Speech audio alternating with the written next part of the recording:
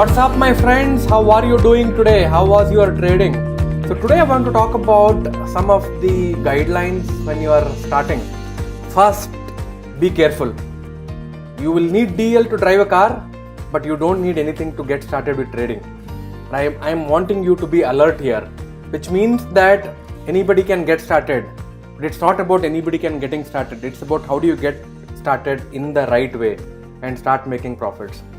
So I know all of you, when you connect with your broker, you will open a demat account, trading account, and typically if you have a bank account, they will push you to open a demat account in the same bank, but avoid doing that. Go to professional broking houses itself.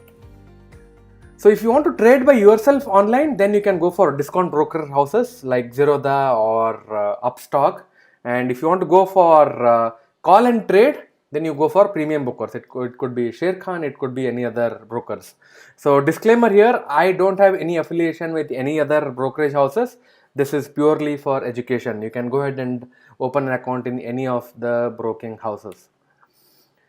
So most importantly, when you get started with a premier broker like Sharekhan broker or some other broker, who's a sub broker of the Sharekhan, you will think that he is the most knowledgeable person. When I started way back in 2018-19 times, so I opened about 15 broking accounts. I wasn't sure which one is good. I just kept on opening. Angel, Zerodha, Sharekhan, many. I remember opening all the accounts, and they will come up to you saying, "Sir, aisa hai," and then they will give you their own advice. But it's like going to a barber and asking, "Shall I take a haircut today?" And let the broker just do the transactions. Don't listen to the broker at all.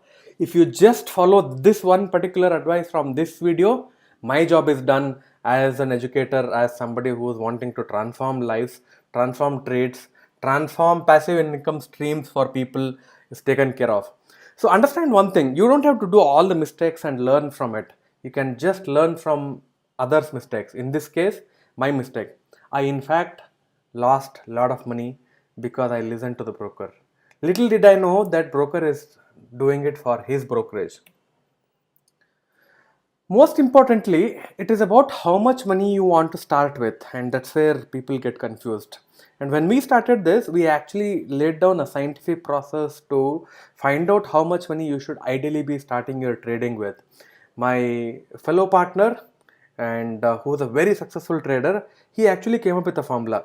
Shankar, before you come up with a start with your trading, you need to know how much you want to start your trading with, because if it is too less, you will not give importance.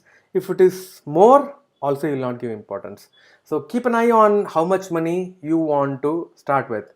The rule is start with something that you can afford to lose. Don't invest something that you are already using. And if you are beginning, don't take loan and get started into trading. When you are starting, start with a long-term trading strategy, because that is where you will get comfortable with the trading platform, stocks, and buying, selling. So that's the next point, which is get yourself comfortable with buying and selling of shares. You need to know, if you are an offline trader, you need to know how to call up somebody and ask him to place an orders. If you are an online guy, you need to know how to place yourself the stop losses, the entry orders, limit orders, all of that stuff.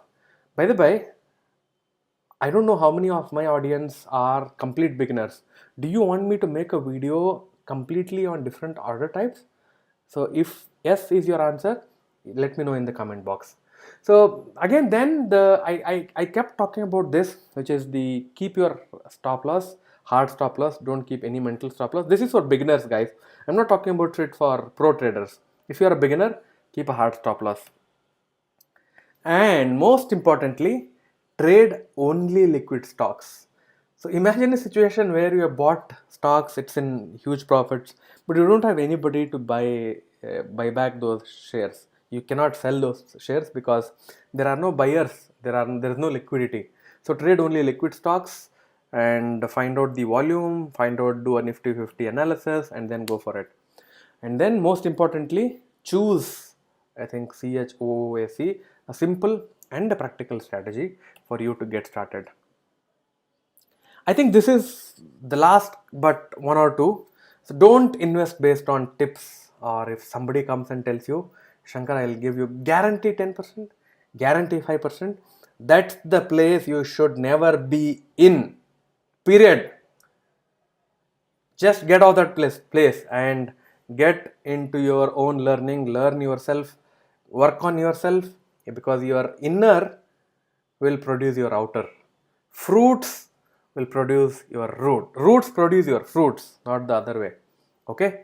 Alright, so don't invest based on tips and guaranteed schemes. Don't take losses and profits personal, they are just part of the plan. So typically what will happen when you are starting is that you get attached to trading and investing. And in my parlance, there is nothing called investing, because even in investing you buy and sell, which is typically a trading.